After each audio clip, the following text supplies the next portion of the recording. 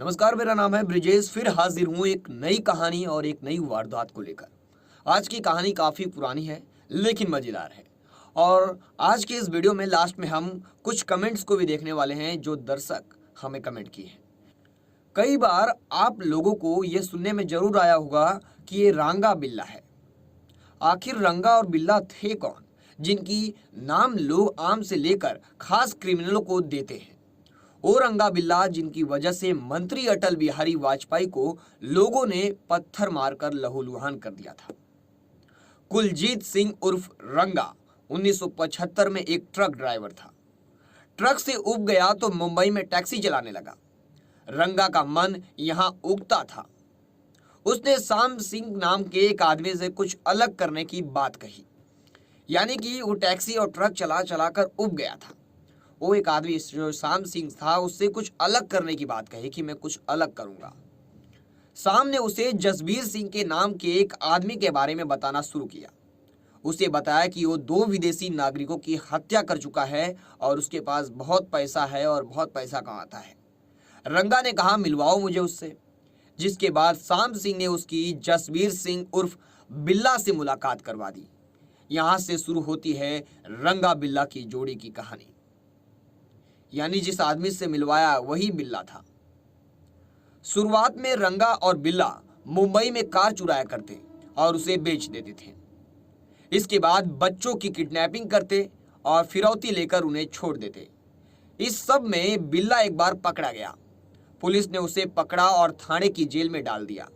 लेकिन कुछ दिन बाद ही बिल्ला जेल से भाग निकला। इसके बाद वह मुंबई छोड़कर दिल्ली और उसके आसपास के हिस्सों में अपराध करने लगा। 1978 के जून में रंगा बिल्ला ने अशोक शर्मा की कार अशोका होटल के सामने से चोरी कर ली। इस गाड़ी के जरिए उन दोनों ने सबसे बड़े अपराध को अंजाम दिया और इसी से वो दुनिया भर में कुख्यात अपराधी बन गए। मदन मोहन चोपड़ा जो एक नौसेना अधिकारी थे, ढौला कुआ की अफसर कॉलोनी में रहते थे। उनके 2 बच्चे थे, 16 वर्ष की गीता और 14 वर्ष का संजय चोपड़ा। ये बेटी बेटा उनके 2 बच्चे थे। Geeta Chopra Jesus and Mary College में कॉमर्स की पढ़ाई करती थी, जबकि संजय मॉडर्न स्कूल में 10वीं में पढ़ता था और बॉक्सिंग की प्रैक्टिस करता था। फिर लड़की गीता को एक बार ऑल इंडिया रेडियो से एक ऑफर आया। उन्होंने 26 अगस्त 1978 को वेस्टर्न सॉन्ग्स के एक ईद ग्रुप प्रोग्राम में हिस्सा लेना था, जिसे उसी रात 8 बजे ऑन एयर होना था, यानी लोगों के सामने पब्लिक होना था। फिर प्रोग्राम में गीता के साथ उसका भाई संजय भी जाने के लिए तैयार हो गया। दोनों घर से निकले। कॉलोनी के ही एक व्यक्ति ने उन्हें लिफ्ट दी और गोल्ड डाक खाना छोड़ दिया। इस जगह से आकाशवाणी केंद्र थोड़ी ही दूर पर था। गीता और संजय टैक्सी के इंतजार में सड़क किनारे खड़े थे। तभी रंगा बिल्ला पीले रंग की फिएट कार लेकर पहुंचे और लिफ्ट देने के बहाने दोनों को बिठा लिया। घर में बैठी मां रूमा चोपड़ा ने 8 बजे रेडियो खोला और वहां गीता को छोड़कर सभी की आवाज आ रही थी। उन्हें लगा कि शायद प्रोग्राम कैंसिल हो गया है। उधर रंगा बिल्ला की नजर आपस में मिली और आंखों आंखों में इशारा हो गया। गीता और संजय को पीछे वाली सीटों पर रंगा और बिल्ला बैठाए थे कार में, और दोनों आपस में देखे और इशारा किए और दोनों को दूसरे रास्ते की ओर गाड़ी को मोड़ दिए। जिसके बाद गीता ने कहा कि आप हमें कहां ले जा रहे हैं, आकाशवाणी तो दूसरे रास्ते पर है। जिस पर दोनों ने उसका कोई जवाब नहीं दिया। गीता और संजय समझ गए कि वो फंस चुके हैं। उन्होंने गाड़ी को रुकवाने की कोशिश की। बिल्ला ने धारदार हथियार से संजय के कंधे और हाथ पर हमला कर दिया। संजय चोपड़ा की शर्ट खून से सन चुकी थी। गीता गाड़ी चला रहे रंगा के बाल पकड़कर खींचने लगी। रंगा हाथ छुड़ाने की कोशिश कर रहा था। वह एक हाथ से गाड़ी चला रहा था और दूसरे से गीता के हाथों पर जोर जोर से वार कर रहा था। गाड़ी शंकर रोड के भीड़ वाले इलाके में रुकी। संजय ने शीशे से मुंह सटाकर जोर जोर से चिल्लाना शुरू कर दिया। संजय की आवाज भगवान दास ने सुनी। वह बंगला साहब गुरुद्वार से नॉर्थ एवेन्यू की ओर उस स्कूटर से जा रहे थे। लड़के को चिल्लाता देख उसे रोकने की कोशिश की। एक अन्य व्यक्ति गाड़ी से लटक गया, लेकिन रंगा ने गाड़ी नहीं रोकी। पीछे व्यक्ति लटका हुआ है उनको पकड़ने के लिए, और रंगा गाड़ी रोकने को तैयार नहीं। भगवान दास ने पुलिस को सूचना दे दी। पुलिस को बताया कि गाड़ी में 2 बच्चे हैं। गाड़ी का नंबर MRK 8930 है। DDA के जूनियर इंजीनियर इंद्रजीत ने भी उस गाड़ी को देखा। उन्होंने बताया कि लोहिया अस्पताल के पास गाड़ी तेज रफ्तार से गुजरी और आगे जाकर धीमी हुई तो मैंने देखा कि गाड़ी में 2 बच्चे चीख रहे हैं। मैंने गाड़ी रोकने की कोशिश की लेकिन ड्राइवर सिग्नल तोड़ते हुए भाग गया। उन्होंने गाड़ी का नंबर MRK 8930 बताया। रंगा बिल्ला गाड़ी भगाते हुए रिज इलाके में पहुंचे। यहां गाड़ी रोककर पहले उन्होंने संजय की हत्या की। इसके बाद दोनों ने गीता के साथ रेप किया। बलात्कार के बाद रंगा गीता को उसके भाई की लाश की तरफ ले जा रहा था। तभी पीछे से बिल्ला ने तलवार निकाली और गीता की गर्दन पर वार कर दिया, जिससे गीता मौके पर ही मर गई। जिसके बाद उसकी लाश को उठाया और सड़क किनारे फेंक कर भाग निकला। 9 बजे पिता आकाशवाणी की कार्यालय पहुंचे। अंदर गए तो पता चला कि गीता और संजय यहां पहुंचे ही नहीं हैं। मदन चोपड़ा भागकर धौलाकुआ थाने पहुंचे।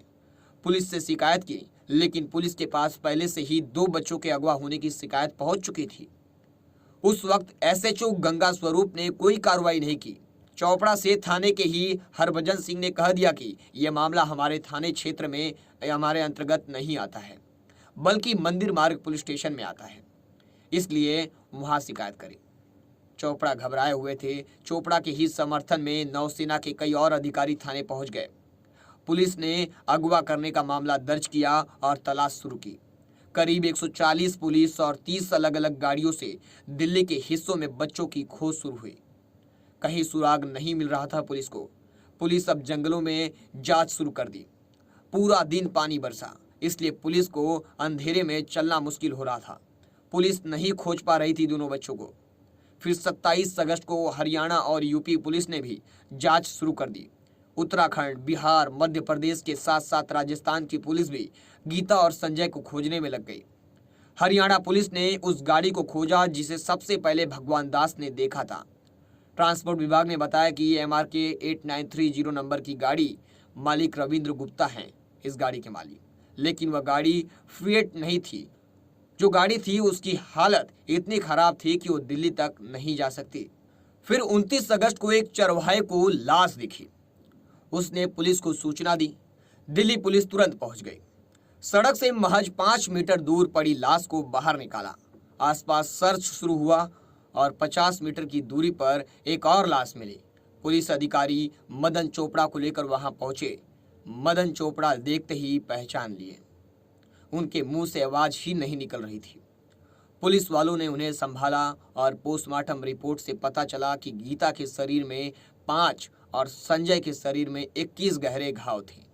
फिर रंगा बिल्ला 8 सितंबर 1978 को कालका मेल के उस डिब्बे में चढ़ गए जिसमें सारे फौजी भरे थे। उनसे सवाल जवाब किया और धौंस दिखाने लगे। आर्मी के एक अफसर लांस नायक AV शेट्टी ने पिछले दिनों इनकी फोटो अखबार में देखी थी। उन्होंने इन्हें पहचान लिया, तुरंत पुलिस को सूचना दी और इन्हें गिरफ्तार करवा दिया। रंगा बिल्ला को गिरफ्तार करने के लिए स्टेशन से करीब 100 पुलिसकर्मी सादी वर्दी में पहले से मौजूद थे। वहीं लाश मिलने के बाद दिल्ली में हंगामा हो गया। लोकसभा के अंदर कांग्रेस के नेताओं ने जनता दल के खिलाफ नारे लगाए। तत्कालीन प्रधानमंत्री मोरारजी देसाई से इस्तीफा की मांग होने लगी। मोरारजी देसाई खुद पीड़ित के घर गए और उस वक्त के विदेश मंत्री अटल बिहारी वाजपेयी दिल्ली में प्रदर्शन कर रहे लोगों से मिलने पहुंचे तो किसी ने पत्थर उछाल दिया। पत्थर अटल जी को लगा और उनका कुर्ता खून से लाल हो गया। सरकार की किरकिरी हुई तो पुलिस को अलर्ट किया गया। फिर गिरफ्तारी के बाद केस बहुत तेज चला। पुलिस ने दोनों से अलग अलग पूछताछ की। DNA जांच हुई। सारे सबूत और DNA रंगा बिल्ला से मैच कर गए। सेशन कोर्ट ने दोनों को फांसी की सजा सुना दी। रंगा बिल्ला ने दिल्ली हाई कोर्ट में याचिका दायर की। 26 नवंबर 1979 को हाई कोर्ट ने भी फांसी की सजा बरकरार रखी। रंगा ने सुप्रीम कोर्ट में याचिका दायर की। सुप्रीम कोर्ट ने खारिज करते हुए कहा, फांसी से कम कोई सजा तुमको नहीं मिलेगी। रंगा बिल्ला के पास अब राष्ट्रपति को दया याचिका भेजने का एक विकल्प था, जिसके बाद उन्होंने उस वक्त के राष्ट्रपति नीलम संजीव रेड्डी को याचिका भेज दी। राष्ट्रपति ने भी कोर्ट की इस खारिज कर दिया। अब फांसी की तारीख तय होना बाकी था। इस पूरी कार्रवाई के दौरान बिल्ला हमेशा उदास रहता और रोता रहता। वह कहता कि वो निर्दोष है, उसे रंगा ने फंसाया। वहीं रंगा कहता है कि रब जानता है सब, मैं कुछ नहीं किया। फांसी की तारीख 31 जनवरी 1982 तय कर दी गई। फांसी देने को मेरठ से कालू जल्लाद और फरीदकोट से फकीरा को बुलाया गया। फांसी के लिए रस्सी बिहार के बक्सर से आई। जेल प्रशासन ने दोनों जल्लादों को उस वक्त 150 रुपए में ओल्ड मॉन्क शराब मंगाकर पिलाई। जेल प्रशासन की माने तो पूरे देश में रहने वाला व्यक्ति किसी की जान नहीं ले सकता, इसलिए तिहाड़ जेल में प्रशासन ने दोनों को सुबह 5 बजे जगाया। रंगा नहाया, लेकिन बिल्ला नहाने से इनकार कर दिया। उन दोनों को फांसी के तख्त पर लाया गया। हाथ पीछे से बांधे और चेहरे को काले कपड़े से ढक दिया गया। फांसी के तख्त पर पहुंचने पर रंगा ने जोर जोर से नारा लगाया, जो बोले सो निहाल, सत श्री अकाल। तभी जेल के सुपरिटेंडेंट आर्य भूषण शुक्ल ने लाल रुमाल हिलाया और दोनों जल्लादों ने लीवर खींच लिया। फांसी के 2 घंटे बाद भी चलती रही रंगा की सांस। 2 घंटे बाद जब डॉक्टर ने चेक किया तो बिल्ला मर चुका था, लेकिन रंगा की नाड़ी चल रही थी, क्योंकि उसने फांसी के वक्त सांस रोक ली थी। एक कर्मचारी फांसी के तख्त से नीचे उतारा और उसे रंगा के पैर खींचे। बिल्ला और रंगा के घर वालों ने अंतिम संस्कार के लिए लाश लेने से मना कर दिया। अब जेल प्रशासन ने अपनी तरफ से ही उनका अंतिम संस्कार कर दिया। इस पर आपकी क्या राय है, हमें कमेंट सेक्शन में जरूर बताएं। फिर मिलेंगे एक नई घटना, एक सच्ची घटना के साथ। तब तक के लिए जय हिंद। उससे पहले आप लोगों को बता दूं, आपको ये कहानी कैसी लगी हमें कमेंट सेक्शन में जरूर बताएं। और कुछ दर्शकों ने कमेंट किया है, वो कमेंट को भी हम देख लेते हैं। पहला कमेंट करने वाले हैं एलियंस क्लाइमेट कंट्रोल, इनका आईडी है। उन्होंने लिखा है, आप कहाँ पे रहते हो? मैं मुंबई के सटी वसई विरार में रहता हूँ और इन्होंने कहा है कि मुझे आपसे मिलना है। वहीं सत्याकर्ण ने लिखा है, गुड जॉब ब्रो, इनको मैं थैंक्स बोलना चाहता हूँ। वहीं जीनत शेख ने लिखा है, आपका बोलने का अंदाज काफ़ी अच्छा है, तो इनको भी मैं धन्यवाद देना चाहता हूँ जीनत शेख को। आप लोगों को क्या राय है हमें कमेंट सेक्शन में जरूर बताएं। आपको किस टॉपिक पर नई कहानी चाहिए, इस पर भी कमेंट करना ना भूलें। जय हिंद, वंदे मातरम एक बार फिर से।